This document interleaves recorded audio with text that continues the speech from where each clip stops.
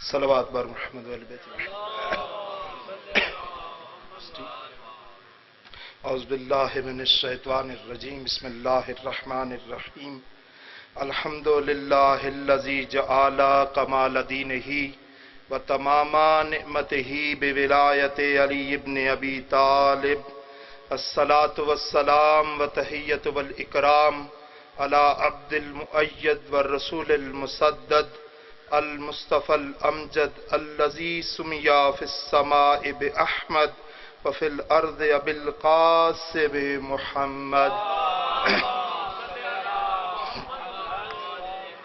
وآل بیتہ الطیبین الطاہرین المعصومین المصابیح الدجا لسیما قائمہم خاتم الاوصیاء اما بعد قال اللہ تبارک و تعالی فی کلام المجید بسم اللہ الرحمن الرحیم یا ایتها النفس المطمئنہ وقال رسول اللہ صلی اللہ علیہ وآلہ وسلم ھذا حسین بن علی فعرفوہ. صلوات پڑھیں بر محمد البیت.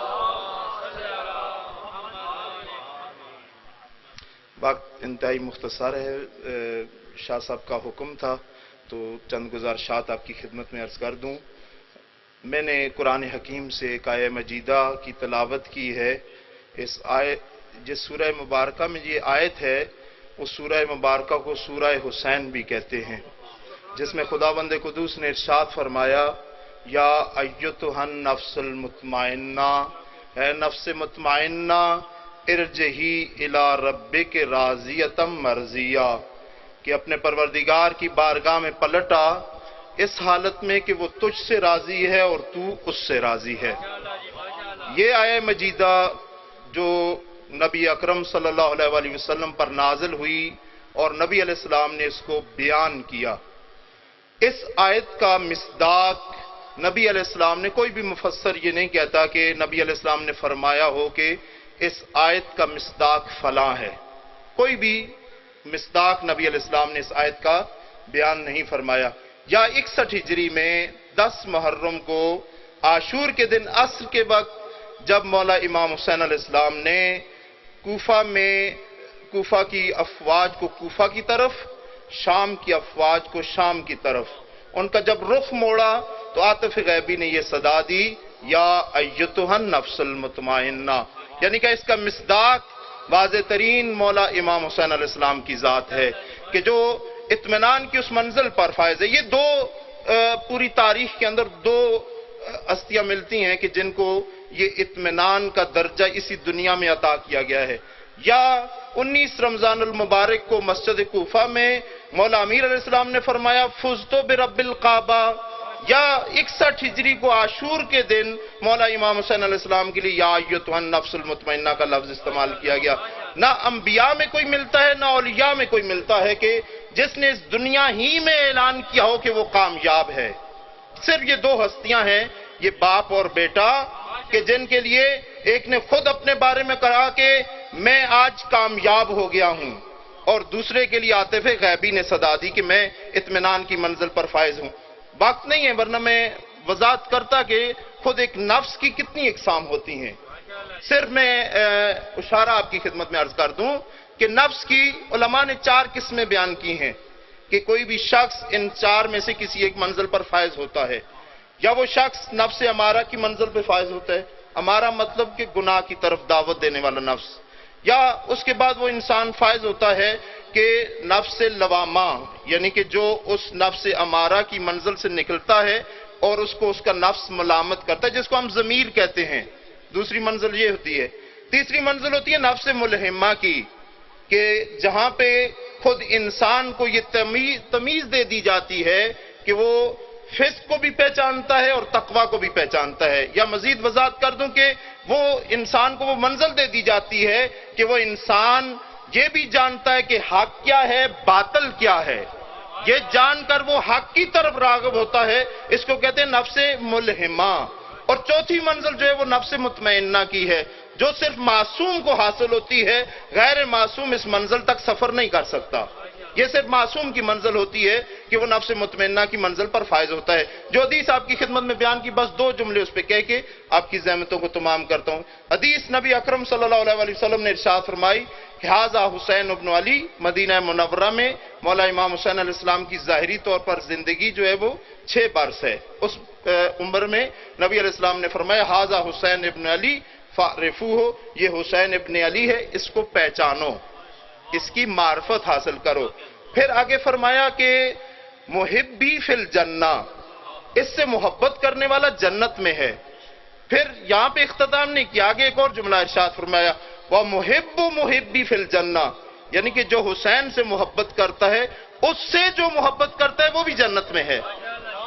اب جو آپ کو توجہ جو آپ کی میں مرکوز کرنا چاہتا ہوں اس جملے پہ کہ جو نبی علیہ السلام نے فرمایا فارفو، اس کو پہچانو، اس سے مراد کیا ہے؟ کیا یہ جانیں کہ حضرت علی کا بیٹا حسین ہے؟ کیا یہ جانیں کہ سیدہ کا بیٹا حسین ہے؟ یا یہ جانیں کہ نبی علیہ السلام کا نواسہ حسین ہے؟ یا یہ جانیں کہ خدیجۃ الکبریٰ سلام اللہ علیہا کا نواسہ حسین ہے؟ یا یہ جانیں کہ نبی کی پشت پر جو بیٹھا سجدے کو نبی نے طول دیا وہ حسین ہے؟ یا یہ مراد ہے کہ نبی نے خطبہ جس کے لیے منقطع کیا وہ حسین ہے؟ یا نہیں، فارفو سے مراد کچھ اور ہے. یہ باتیں مدینہ کے اندر رہنے والے منافقین بھی جانتے تھے، مسلمان بھی جانتے تھے، ان میں مشرک جو تھے وہ بھی جانتے تھے، یہود بھی جانتے تھے. اگر ہم فقط اس بات تک رہ جائیں کہ حسین علیہ السلام کا نسب بھی جانیں اور حسب بھی جانیں، بس یہاں تک محدود رہ جائیں تو اس میں تو ہمارے ساتھ بہت سارے افراد شریک ہوتے ہیں. لیکن اس فارفو سے مراد کیا ہے؟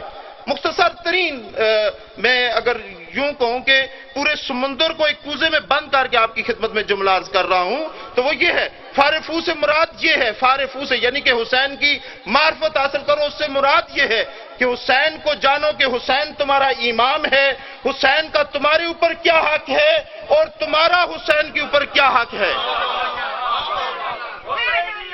زندہ باد، زندہ باد.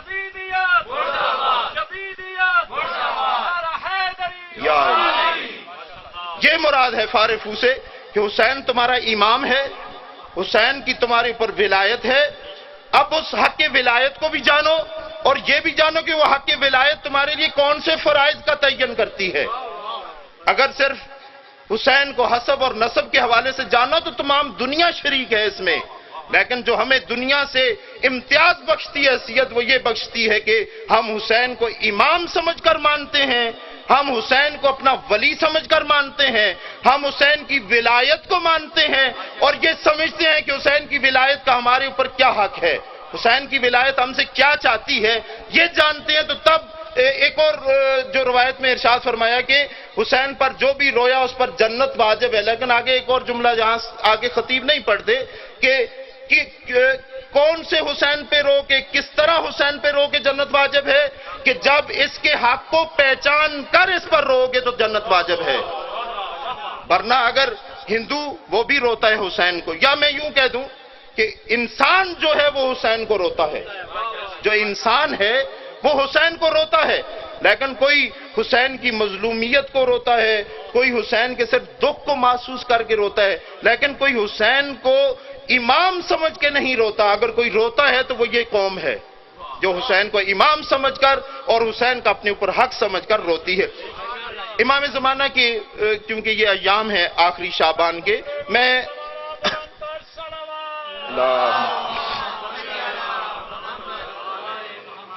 مصائب کے جملے امام سے منسوب کرتا ہوں. امام کی بارگاہ میں تعزیت پرسہ امام کی بارگاہ میں عرض کرتے ہیں. اور ایک عجیب و غریب روایت ہے کہ روایت کے جملے یہ ہیں کہ جو انسانیت روتی ہے آل محمد کے مصائب پہ، ان کے بعد جو انسان آئے وہ آل محمد پر روتے ہیں ان کے مصائب کو سن کر. سنتے ہیں کہ کربلا میں حسین کا 6 ماہ کا اصغر 3 پھلا تیر سے ذبح ہوا. میں اور آپ یہ سنتے ہیں. حسین کا اکبر اس کے سینے میں برچی لگی. میں اور آپ یہ سنتے ہیں. حسین کا جوان بھائی اس کے بازو قلم ہوئے. یہ میں اور آپ سنتے ہیں. لیکن میرے زمانے کا جو امام ہے وہ سنتا نہیں ہے، وہ دیکھتا ہے. جب بھی 3 جمادی الثانی سے میرے زمانے کے امام کے ہر سال مصائب شروع ہوتے ہیں 3 جمادی الثانی سے. جب 3 جمادی ثانی آتی ہے تو میرے زمانے کے امام کے سامنے اس کی دادی زہرا کے مصائب سن کر نہیں، مجسم کر کے پیش کیے جاتے ہیں۔ مجسم، وہ میرا زمانے کا امام دیکھتا ہے کہ کس طرح دادی زہرا دربار کے اندر گئی۔ میرے زمانے کا امام دیکھتا ہے کہ کس طرح دادی زہرا کے ہاتھوں سے تحریر لے کر پرزے پرزے کر کے دربار میں پاؤں کے نیچے رون دی گئی۔ میرے زمانے کا امام آنکھوں سے دیکھتا ہے کہ کس طرح دادی زہرا کے دروازے پہ آگ اور لکڑیاں لے کر آئے۔ میرے زمانے کا امام یہ اپنی آنکھوں سے دیکھتا ہے، ہر سال میرے زمانے کا امام آنکھوں سے دیکھتا ہے کہ کس طرح سیدہ کے ہاتھوں کی انگلیاں توڑی گئیں۔ میرے زمانے کا امام ہر سال دیکھتا ہے کہ کس طرح بی بی زہرا سلام اللہ علیہا کے پہلو کو شکستہ کیا گیا۔ میرے زمانے کا امام دیکھتا ہے کہ کس طرح دادی زہرا کا محسن شہید ہوا۔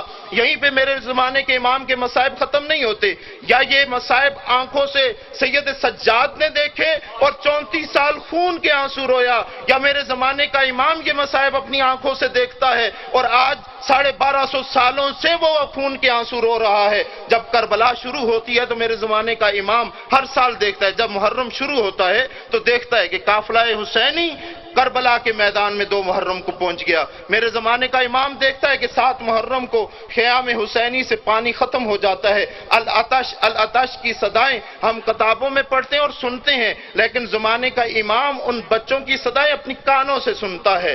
زمانے کا امام سنتا ہے اور دیکھتا ہے کہ عاشور کی شب ہے اور ہر ایک خیمے میں ہر ایک دوسرے سے وعدہ وعید کر رہا ہے کہ کل سب سے پہلے میں نے اپنے آقا حسین پہ قربان ہونا ہے۔ میرے زمانے کا امام ہر عاشور کو، جب سے پردہ غیبت میں ہر عاشور کو آنکھوں سے دیکھتا ہے کہ صبح حسین کیسے اپنے لشکر کو ترتیب دے رہے ہیں، صبح حسین کے اوان و انصار کیسے حسین پہ قربان ہو رہے ہیں۔ ایک مرحلہ ایسا آتا ہے زمانے کے امام کے لیے، روایت کے یہ لفظ ہیں، یہ مبالغہ نہیں، نہ کسی سے سنی سنائی روایت ہے، یہ کتابوں کے اندر مستند ترین روایت آپ کی خدمت میں عرض کر رہا ہوں۔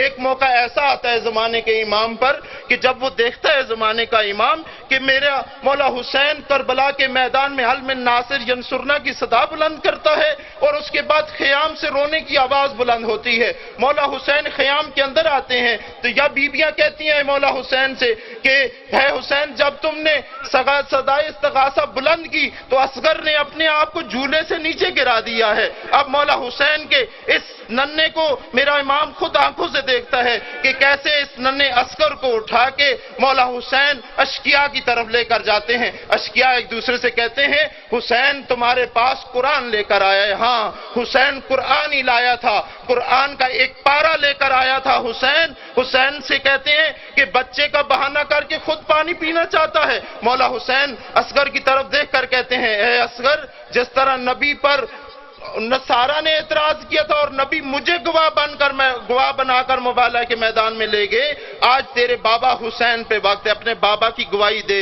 یا علی اصغر نے اشقیاء کی طرف رخ کر کے اپنی خشک زبان اپنے خشک ہونٹوں پہ پھیری۔ اب کا اشقیاء کے لشکر میں کوئی ایسا نہیں تھا کہ جو رویا نہ ہو۔ یا عمر سعد ملعون ہرملہ ملعون کو حکم دیتا ہے، ہرملہ اقطع کلام الحسین، حسین کے کلام کو قطع کر، حسین کی آواز کو ختم کر۔ یہ ملعون اس حسین کے بہادر سپاہی کو قتل کرنے کے لیے وہ تیر اٹھاتا ہے جو تیر جنگوں میں عرب گھوڑوں کو گرانے کے لیے استعمال کرتے تھے، 3 پھلا تیر، وہ تیر عسکر کے گلے پہ چلاتا ہے۔ اس لیے زمانے کا امام زیارت ناہیہ میں فرماتا ہے میرا سلام ہو اس ننھے بچے پر، اس ننھے شہید پر جس کو ایک کان سے دوسرے کان تک ذبح کیا گیا۔ الا لعنت اللہ علی القوم الظالمین وسیعلم الذین ظلموا ایام منقلبین ینقلبون۔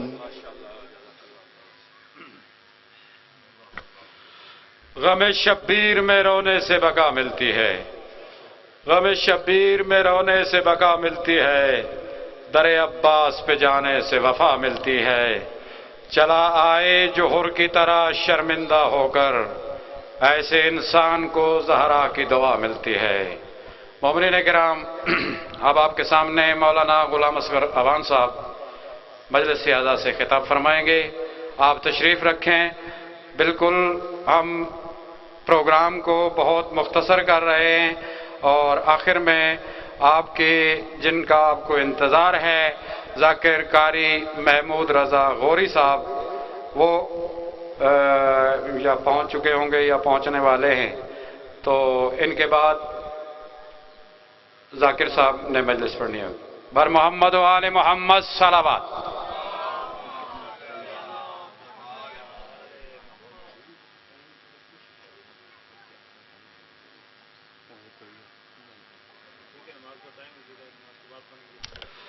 مومنین، چونکہ نماز کا وقت ہو چکا ہے اور تمام کا اصرار ہے کہ نماز کے لیے وقفہ کیا جائے، تو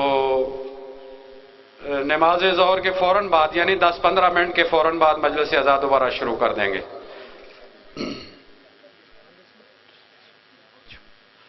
اذان ظہر.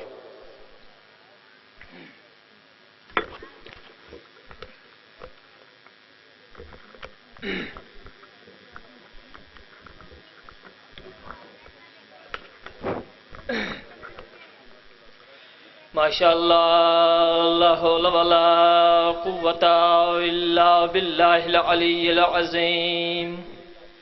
بسم اللہ الرحمن الرحیم. ان اللہ وملائکتہ یصلون علی النبی یا ایہا الذین آمنوا صلوا علیہ وسلموا تسلیما. اللہم صل علی محمد وآل محمد. اللہ اکبر. اللہ اکبر.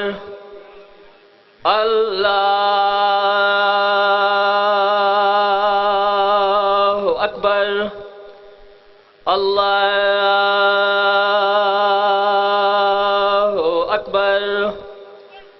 اشہد ان لا الہ الا اللہ وحدہ لا شریک لہ. اشہد ان لا الہ الا اللہ وحدہ لا شریک لہ. اشہد ان محمد رسول اللہ صلی اللہ علیہ وآلہ وسلم. اشہد ان محمد رسول اللہ صلی اللہ علیہ وآلہ وسلم. اشہد ان امیر المومنین و امام المتقین علی ولی اللہ وصی رسول اللہ و خلیفتہ بلا فصل. اشہد ان امیر المومنین و قاتل المشرکین علی حجت اللہ علی الخلق. حیا علی الصلاة. حیا علی الصلاة. حیا علی الفلاح. حیا علی الفلاح. حیا علی خیر العمل. حیا علی خیر العمل. اللہ اکبر. اللہ اکبر. لا الہ الا اللہ. لا الہ الا اللہ. محمد رسول اللہ علیہ ولی اللہ وصی رسول اللہ و خلیفۃ بلا فاصل. پھر بآواز بلند صلوات.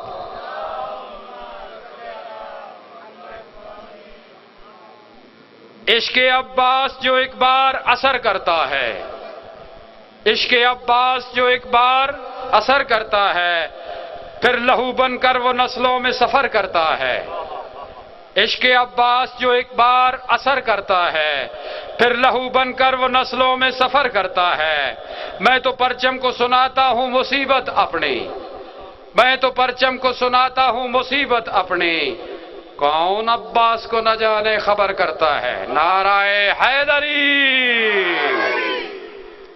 گزارش کروں گا جناب مولانا غلام اصغر اوان صاحب سے کہ وہ ذاکر محمود رضا غوری صاحب کے آنے تک مجلس اعزاز سے خطاب فرمائیں.